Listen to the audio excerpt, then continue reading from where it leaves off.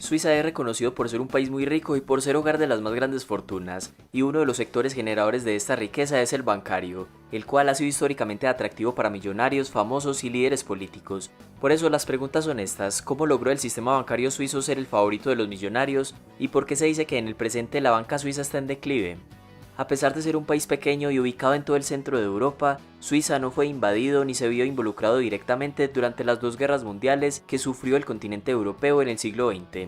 Y la mayoría coincide que la principal razón de esto es que Suiza siempre se mantuvo neutral en los conflictos, es decir, que no apoyaba abiertamente a un bando en particular. De modo que esta condición de neutralidad lo fue convirtiendo en un lugar muy atractivo para los capitales de otros países europeos. Dicho de otra forma, no había mejor lugar que Suiza para mantener seguro el dinero, pues era muy poco probable que sufriera las consecuencias de la guerra como sus vecinos o que se involucrara directamente en alguna de ellas. Pero la neutralidad no era la única ventaja que atraía dinero a los bancos suizos. A comienzos del siglo XX, algunos países europeos comenzaron a aumentar los impuestos para fortalecer el Estado central y financiar sus ejércitos. Por el contrario, Suiza mantuvo bajos los impuestos. Otro factor que explica el atractivo del sector bancario suizo es que desde hace muchos años los bancos de este país europeo se acostumbraron a ser muy reservados con los datos de sus clientes. Es decir, había cierto código de confidencialidad por parte de los bancos, como lo tienen por ejemplo los abogados o los médicos. Los suizos se tomaron tan en serio este código informal que se aprobó una ley federal sobre el secreto bancario en 1934, que convertía en un delito que los bancos revelaran información sobre sus clientes a gobiernos extranjeros. Algunos dicen que esta nueva ley se estableció con intenciones nobles, para evitar que los espías de la Alemania de esa época se apropiaran de los activos judíos en Suiza, o para prevenir que el régimen se diera cuenta de quienes se habían refugiado en Suiza para arremeter contra sus familiares en Alemania. Aun si esto es cierto, no se puede obviar que Suiza se vio fuertemente beneficiado durante la guerra. Resulta que Alemania e Italia tenían fuertes restricciones en los mercados internacionales, y de cierta manera Suiza fue un apoyo financiero para este líder y sus aliados por medio de préstamos. Además, como las monedas de estos dos países estaban sancionadas para compras internacionales, los bancos suizos les compraron oro a los alemanes e italianos con francos suizos, la cual era una moneda que sí podían utilizar más fácilmente. El secreto bancario siempre ha sido polémico, unos pocos lo defienden y otros intentan que se elimine. Suiza ha recibido permanente presión para eliminarlo, pero siempre había eludido las críticas por lo menos hasta el siglo XX, justificando que suprimir el secreto bancario va en contra de sus principios y leyes. Entonces, mantenerse neutrales y alejados de los conflictos unido a su secreto bancario atrajo un gran flujo de capitales a los bancos suizos y en parte es por eso que se ha transformado como un centro financiero internacional casi al nivel de Londres, París o Berlín. Ahora bien, el secreto bancario y la neutralidad fueron factores importantes para impulsar a la banca suiza, pero no son los únicos. Pensemos que si los clientes extranjeros deciden que sus activos personales no se gestionen en sus países de origen, sino en un banco de Suiza, dos buenas razones para hacerlo son la estabilidad política y monetaria, y Suiza ha ofrecido todo esto mejor que ningún otro desde hace más de 100 años. Desde 1848, Suiza y su sector bancario ha proporcionado en Europa una estabilidad que solo unos pocos países han podido gozar. En primer lugar, la estabilidad política genera un entorno favorable para la inversión y el capital extranjero. Por el contrario, un país caracterizado por los cambios repentinos en el poder, por la expropiación o por la incertidumbre de no garantizar la seguridad de los ahorros, desincentiva la llegada de capital extranjero.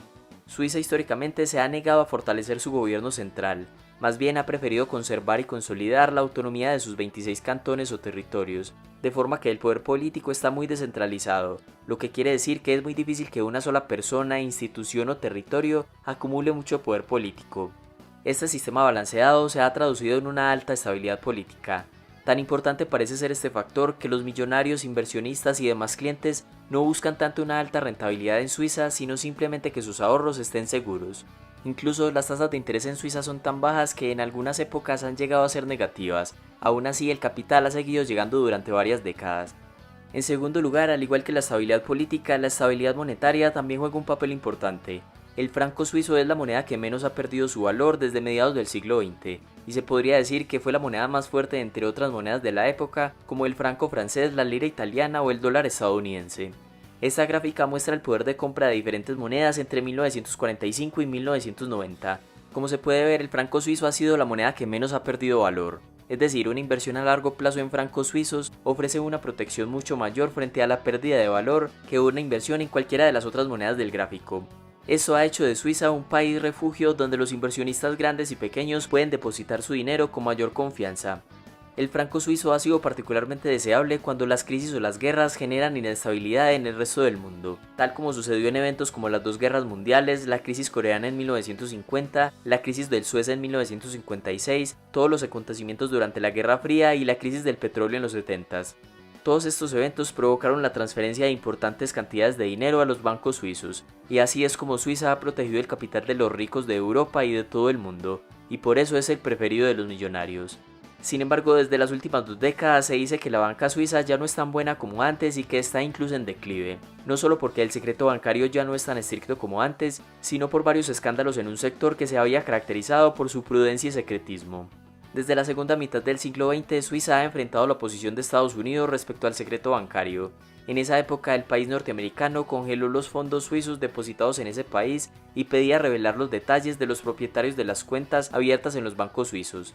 Pero el país europeo evadió el tema otorgando préstamos muy baratos a Francia y el Reino Unido, aliados de Estados Unidos. Esta maniobra de distracción permitió mantener el secreto bancario y la privacidad de los clientes. En 2003, luego de una fuerte presión ahora por parte de la Unión Europea para que Suiza eliminara el secreto bancario, llevó a que este país implementara un impuesto del 35% sobre los ingresos por intereses generados en Suiza por los residentes en la Unión Europea, pero nuevamente logró mantener el secreto bancario. Además, le debía transferir un 75% de los ingresos obtenidos por estos impuestos a los países europeos. Pero ya en 2007 un denunciante expuso ante las autoridades norteamericanas cómo los bancos suizos ayudaban a los clientes estadounidenses a eludir impuestos. Esto dio lugar a años de litigios entre los bancos suizos y las autoridades de Estados Unidos que terminaron en millonarias multas. 85 bancos suizos pagaron más de 5.500 millones de dólares en multas. Además, finalmente el gobierno suizo tomó la decisión de intercambiar información bancaria con Estados Unidos, lo cual abrió la oportunidad para que los miembros de la Unión Europea iniciaran sus propias investigaciones. Esto sin duda afectó a la banca suiza por la incertidumbre generada en sus clientes y por el daño a su reputación y credibilidad.